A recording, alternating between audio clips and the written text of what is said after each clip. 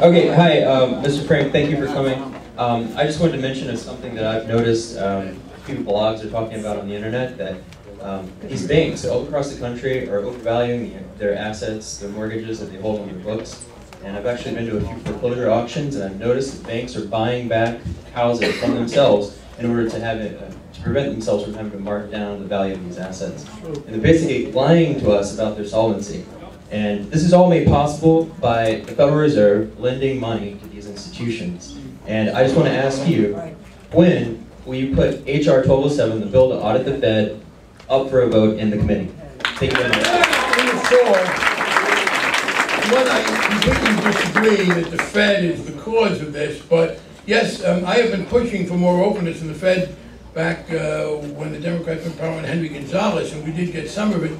Here's what we plan to do. I want to restrict the powers of the Federal Reserve in a number of ways. First of all, they will be the major losers of power if we are successful, as I believe we will be, in setting up that Financial Product Protection Commission. The Federal Reserve is now charged with protecting consumers. They were supposed to do subprime mortgage restriction. Congress in 1994 gave the Federal Reserve the power to adopt rules to ban bad subprime mortgages. Alan Greenspan refused to do it. He said that was too much market intervention. They have the power to ban credit card abuses. They have the power to deal with overdrafts. They, under Greenspan, did nothing. Under Bernanke, they started to do things, but only after Congress started. When I became chairman of the committee, we began to act on these things. Subprime mortgages, credit cards, overdraft. In every case, after we started, the Fed did. So that's one of the reasons why in the new Consumer Protection Agency, we will take away from the Federal Reserve the power to do consumer protection. Secondly, they have had since 1932 a right, under Herbert Hoover and the Democratic Congress combined, the right that they hadn't used until recently to intervene in the economy almost whenever they thought. Last September, the Federal Reserve came to us and said that they were going to advance $82 billion to AIG. I was kind of surprised and said, you have $82 billion. Mr. Bernanke said, I have $800 billion.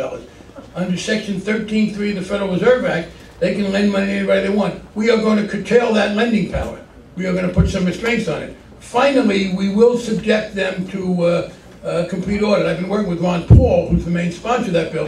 He agrees that we don't want to have the audit appear as if it is influencing monetary policy, because that would be inflationary, and Ron and I agree on that. And we also say one of the things the audit will show you is what the Federal Reserve buys and sells.